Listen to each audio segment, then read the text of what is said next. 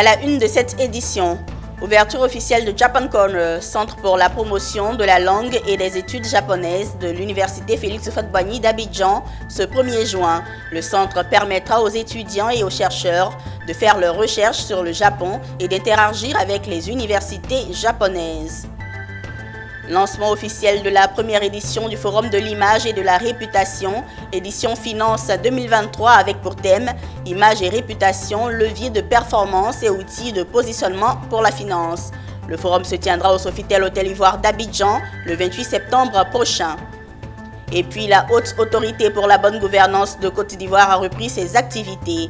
Elle a effectué une mission à Séguéla les 31 mai et 2 juin 2023 pour intensifier les missions de proximité et améliorer le taux de déclaration des patrimoines.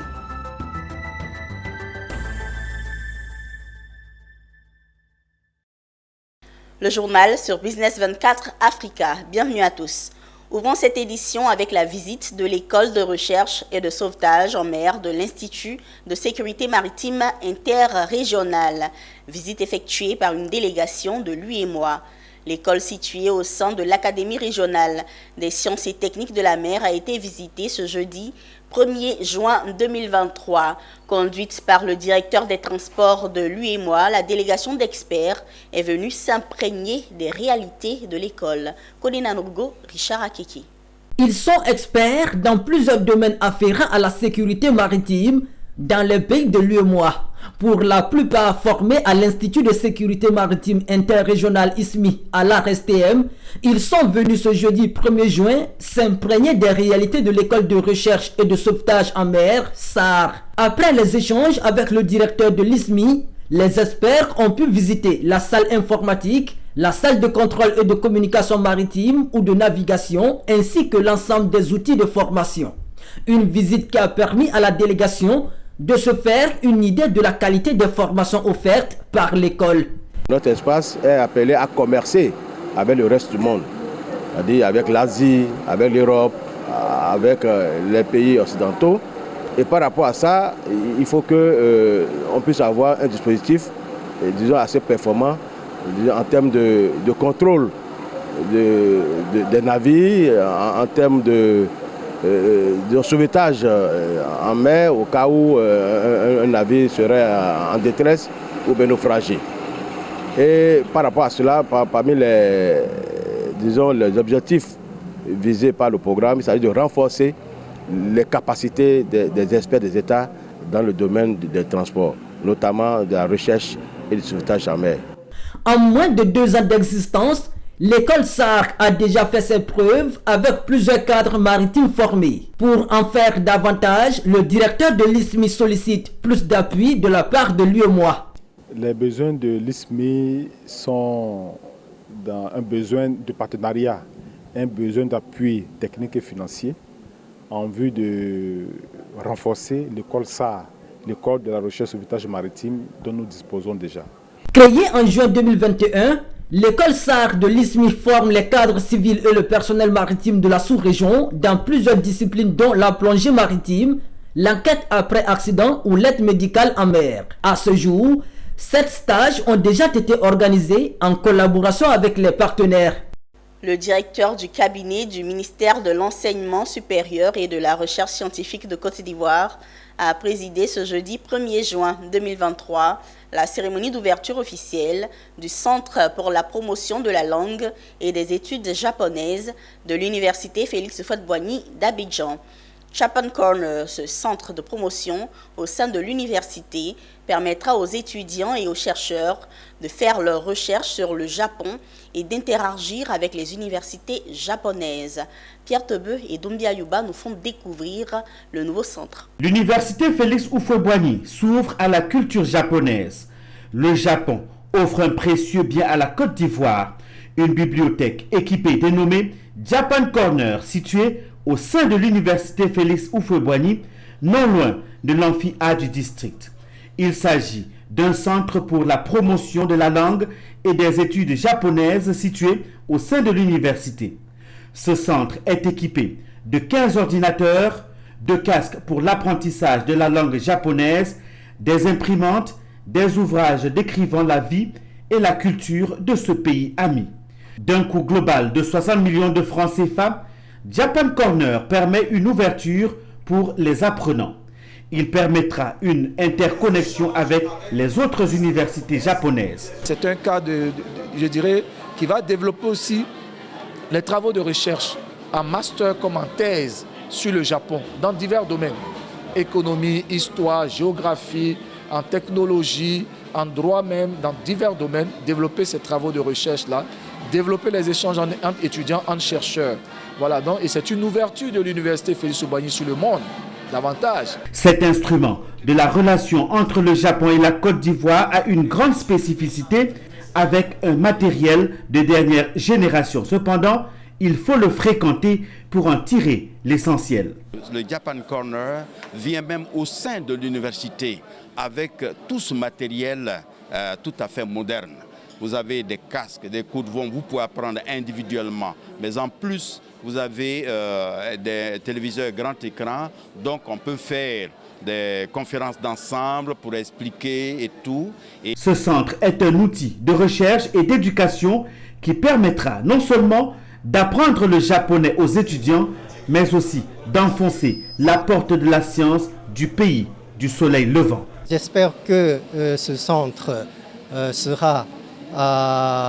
deviendra un lieu de manifestation, lieu d'animation et même lieu d'études sur le Japon. Et pour toutes celles et tous ceux qui s'intéressent à la culture et la langue et tous les aspects sur le Japon. La première partie de cette cérémonie a eu lieu dans la grande amphi A du district de l'université Félix Houphouët-Boigny d'Abidjan. Une cérémonie riche en couleurs à laquelle ont pris part les étudiants, les enseignants, les autorités politiques et consulaires du Japon en Côte d'Ivoire. Puis l'Université Polytechnique de Mans a organisé un atelier pour présenter le projet de développement local au féminin dans 6 districts ivoiriens. Projet sur la contribution économique et socio-culturelle des potières en Côte d'Ivoire. Les résultats de l'étude ont été présentés afin de sensibiliser les autorités et les populations sur le secteur de la poterie pour améliorer les conditions de vie et de travail des potières et stimuler la croissance économique. Reportage de Michel Brou et de Tima Traoré. Ce sont 4000 potières actives, dont 1700 qui ont constitué l'état des travaux réalisés par les chercheurs sur le projet de développement local au féminin dans les districts du Denguélé, des Savanes, de la vallée du Bandaman, des lacs, du Zanzan et du Woroba. Des travaux qui ont été effectués grâce à l'implication de l'Université Polytechnique de Mans. C'est le contenu de ces résultats qui ont été symboliquement restitués aux autorités locales et décideurs à l'occasion de la cérémonie officielle par l'Université Polytechnique de Mans.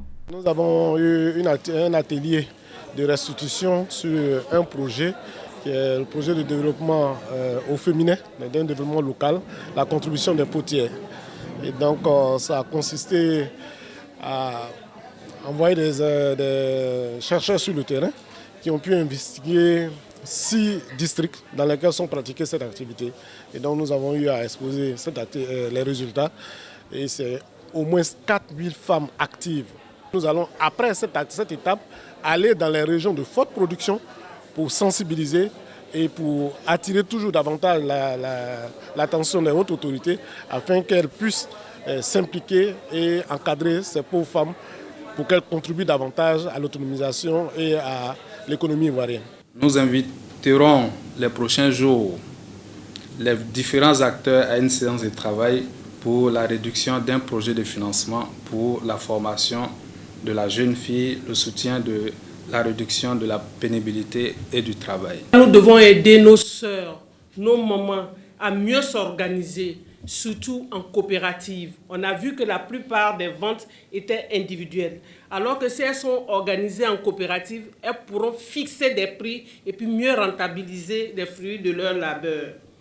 Notre activité porte aussi sur la restauration des sites lorsque l'activité minière y a été pratiquée. Et j'ai pris l'engagement au nom de la SODEMI, dont je préside le conseil d'administration, d'apporter notre contribution pour la restauration des mines qui sont exploitées par nos braves femmes. Débuté depuis août 2022, le projet de développement local au féminin veut contribuer à inciter les autorités locales à une implication pour la promotion de ce secteur d'activité. Parlons à présent de Viva Technologie, le salon annuel consacré à l'innovation technologique qui se tient à Paris, en France. La Côte d'Ivoire a annoncé sa participation au salon et ce sera la première. Pour l'occasion, 12 startups ont été sélectionnées afin de présenter leur savoir-faire innovant du 14 au 17 juin 2023. Une participation possible grâce au plan d'accompagnement des startups mis en place par le gouvernement ivoirien. L'annonce de la participation de la Côte d'Ivoire à Viva Technologie a été faite ce jeudi par le ministre de la Communication et de l'Économie numérique, Amadou Koulibaly, avec à ses côtés le ministre de la Promotion de la Jeunesse, Zénab Dosso, Ezekiel Seri. C'est une première pour la Côte d'Ivoire de participer à Vivatech, un salon qui réunit chaque année les acteurs de l'innovation technologique en France, précisément à Paris. Pour l'édition 2023, qui se tiendra du 14 au 17 juin 2023, ce sont 12 startups et 2 incubateurs qui ont été choisis par les autorités ivoiriennes sous la base de leur performance en termes d'innovation. Les startups et tous les acteurs de l'écosystème numérique peuvent compter sur les autorités ivoiriennes, notamment le ministre de la Communication, de l'Économie numérique et le ministre de la Promotion de la Jeunesse. Et ce, à travers le plan d'accompagnement et de développement des startups, un dispositif institutionnel mis en place par l'État qui vise, selon les conférenciers, à mettre en avant l'écosystème des startups ivoiriennes. Présenter les startups et les innovations technologiques ivoiriennes à une audience internationale et attirer l'attention des investisseurs internationaux. Pour nous, au-delà donc du simple salon, le développement de ces startups, en plus donc de l'apport sur le plan de l'innovation, permettra aussi donc d'avoir une valeur ajoutée en termes de création d'emplois, surtout pour d'autres jeunes. Les startups sélectionnées pour représenter la Côte d'Ivoire, c'est un important rendez-vous, peuvent être considérés comme nos héros nationaux. Les startups qui s'en vont, le ministre a dit, sont des startups qui ont une certaine reconnaissance de leur père déjà, qui au niveau national ont remporté déjà plusieurs prix nationaux, des prix d'excellence, qui ont remporté même des prix à l'international. Ce que nous sommes en train de faire, et je l'ai dit quand je finissais mon intervention, c'est la mise en lumière.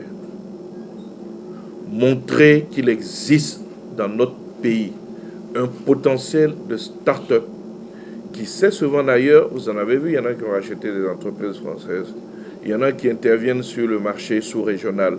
Notons que depuis 2016, le salon annuel consacré à l'innovation technologique Viva Technologie tient sa promesse à Paris en France. Le ministre de la Communication et de l'Économie numérique, Amadou Koulibaly, au nom du gouvernement, compte en tirer pleinement profit.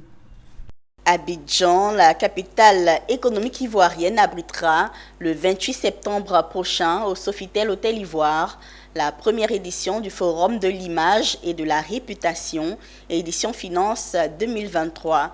La cérémonie de lancement officiel a eu lieu récemment à Cocody, dans les locaux de Weblogie, éditrice du portail abidjan.net.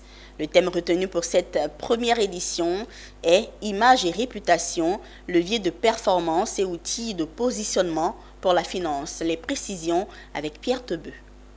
Enfin, un forum de l'image et de la réputation en Côte d'Ivoire. Le forum de l'image et de la réputation vise à trouver des solutions face aux enjeux de l'image et de la réputation dans le secteur de la finance, dans un contexte de compétitivité et de digitalisation. Il se déroulera le jeudi 28 septembre 2023 au Sofitel Hôtel Ivoire d'Abidjan. Pour cette première édition, le thème retenu est image et réputation, levier de performance et outils de positionnement pour la finance. L'annonce a été faite par la directrice générale du cabinet Charisma, structure organisatrice de l'événement. devant une centaine de participants composés de chefs d'entreprise, de start-up, de partenaires médias et de personnalités rompues aux arcanes de la finance. Elle a présenté les enjeux et les ambitions du forum. Notre objectif est de former les équipes des entreprises responsables aux enjeux de l'image et de la réputation dans leur ensemble.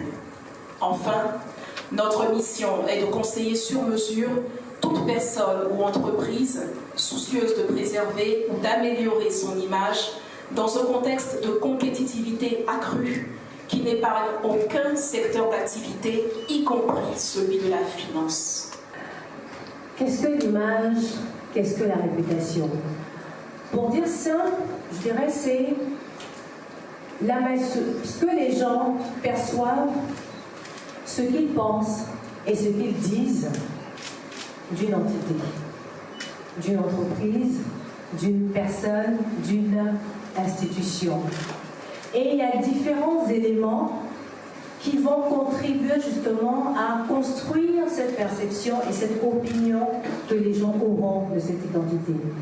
Cette première édition, en partenariat avec l'Association professionnelle des banques et établissements financiers de Côte d'Ivoire, se veut une plateforme d'échange visant à trouver des solutions posées par la problématique de l'image et de la réputation dans le secteur de la finance. Ce forum permettra de mettre en lumière les bonnes pratiques déjà observées dans le secteur de la finance en matière d'image et de la réputation. Une note de bonne gouvernance dans cette édition. La HABG, Haute Autorité pour la Bonne Gouvernance de Côte d'Ivoire, a repris ses activités après un moment de trêve. Elle a effectué à cet effet une mission à Séguéla les 31 mai et 2 juin 2023. L'objectif visé est d'intensifier les missions de proximité à l'intérieur du pays pour améliorer le taux de déclaration des patrimoines. C'est dans le cadre de la mise en application de l'ordonnance 2013-661 du 20 septembre 2013 que la HABG entreprend une mission d'enregistrement des déclarations de patrimoine à l'intention des assujettis du 31 mai au 16 juin dans 6 régions du pays: le Ourodougou, le Kabadougou, le Béret, le Folon, le Bafing et le Tongbi. Soulignons que la ville de Séguéla est située au nord-ouest de la Côte d'Ivoire dans la région du Kabadougou. Elle dénombre environ 73 000 habitants. Les activités économiques qui y sont développées sont la cacaoculture, le vivrier et la culture de la nacade. Je suis effectivement un assujetti à la déclaration du patrimoine, mais je dois indiquer que je l'avais fait depuis 2015. Donc aujourd'hui, il était question pour moi de procéder à une mise à jour, que j'ai fait avec beaucoup de bonheur, beaucoup d'empressement. Je suis venu pour remplir les documents relatifs à la déclaration des biens. Car je suis très content de le faire en tant que citoyen de mon pays.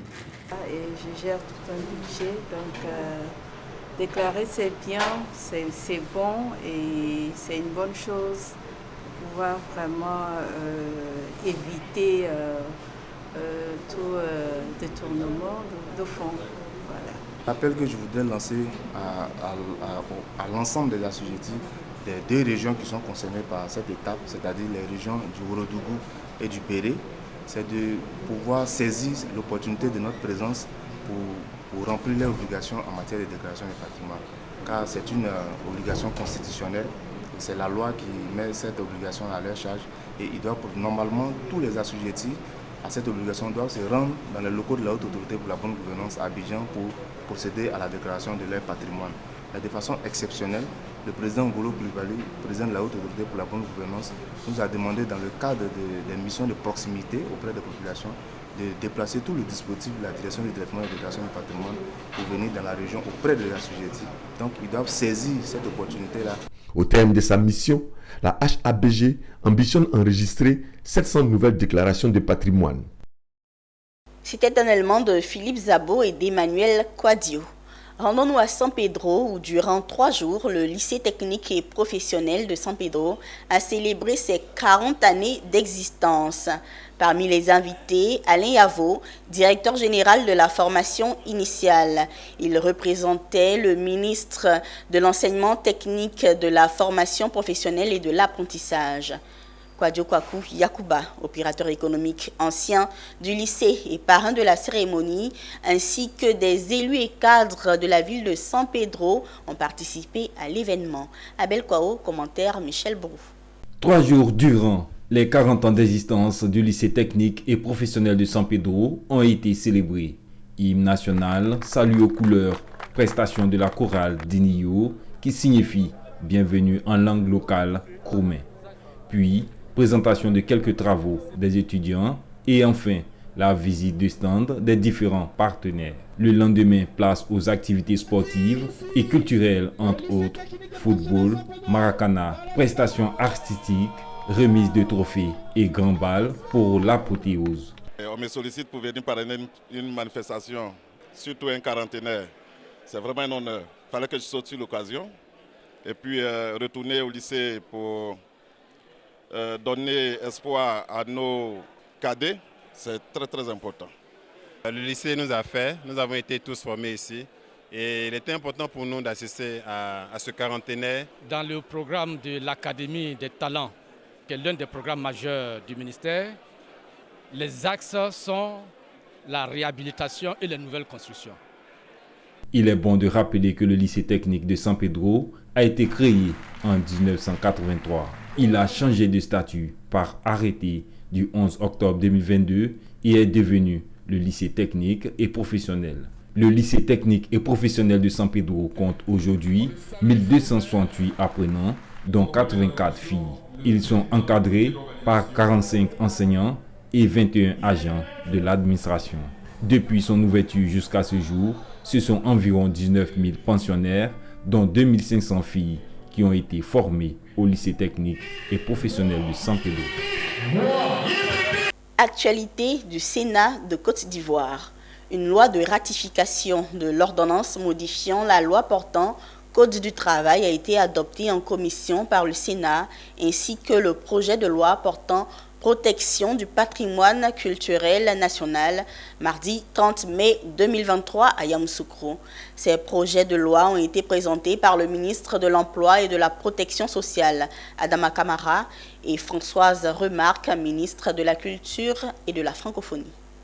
C'est la commission des affaires sociales et culturelles du Sénat, présidée par Kofi Michel Benoît, qui a reçu Adama Kamara, ministre de l'Emploi et de la Protection sociale, pour l'examen du projet de loi portant ratification de l'ordonnance numéro 2021-902 du 22 décembre 2021 modifiant la loi numéro 2015-532 du 20 juillet 2015 portant Code du travail.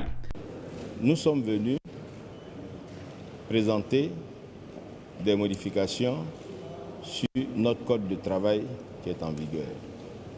Vous savez que la Covid a changé le monde et ces changements ont appelé des nouvelles façons de faire. Et au titre de ces nouvelles façons de faire, le président de la République a demandé, a instruit le ministère de l'Emploi et de la Protection sociale d'apporter des modifications qui sied aux conséquences de la Covid que nous avons connue. À sa suite, la Commission des affaires sociales et culturelles du Sénat a examiné le projet de loi portant protection du patrimoine culturel national présenté par Françoise Remarque, ministre de la Culture et de la Francophonie. Ce projet de loi apporte des innovations majeures, notamment le renforcement des mesures de protection du patrimoine culturel national, l'adaptation aux dispositions des instruments juridiques internationaux, le renforcement des dispositions relatives au patrimoine culturel immatériel, au patrimoine culturel subaquatique et à l'archéologie, ainsi que le relèvement du niveau des sanctions en cas de violation des mesures de protection du patrimoine culturel national. Les deux projets de loi ont été adoptés à l'unanimité. Éléments signés Pierre Tebeu et Charles Kwaku. Rendons-nous à Togoniéré avant de refermer cette édition. La première édition du festival Djegele Palaka a tenu ses promesses. Jeux et musique traditionnelle, contes au clair de lune et plusieurs autres éléments culturels sont sur le point de disparaître. Le festival Djegele, organisé par l'amicale Kaligele, vient pour cela promouvoir les nombreuses richesses artistiques, touristiques et artisanales du terroir. Le festival s'est déroulé en présence de plusieurs personnalités. Ouattara Daouda. 2 jours durant, s'est tenu à Togoniéré, dans le canton Palagal, localité située dans le nord de la Côte d'Ivoire, région du Tchologo, département de Ferkessédougou. La première édition du festival Djegele, initiée par l'amicale Kaligele, qui, à travers ce festival, entend ainsi promouvoir les nombreuses recherches artistiques, touristiques, artisanales du terroir Palaga et met en lumière la diversité culturelle. Cette cérémonie a pour but de pérenniser et de faire connaître notre culture à l'intérieur et à l'extérieur de la Côte d'Ivoire. Nous pensons qu'il est important de conserver cette tradition pour les générations à venir. À travers les jeux et danses, nous voulons promouvoir et valoriser la culture Palaka. Donc j'ai compris que les gens prenaient la chose. À travers ces festivals, nous instruirons nos enfants et surtout nos jeunes en leur offrant de découvrir et d'apprécier l'intérêt de la tradition, des coutumes, des langues et de l'histoire de notre peuple. C'est des moyens de stimulation pour la population de s'adonner à cette activité et permettre à ce que ces traditions-là puissent se perpétuer. Les temps forts de cette cérémonie étaient aussi un tournoi d'Awale, la danse des femmes au clair de lune, le djembé, les contes, le concours d'amateurs de balanfon, le concours de danse des femmes et des hommes au Makuka Palaka. Cette belle cérémonie s'est soldée par la remise des trophées et d'enveloppes aux meilleurs de chaque discipline. Notons que cette première édition a vu la présence de l'honorable Koné Dieudonné et de Fagama Ouattara, cadre de la région et fils de Togoniéré.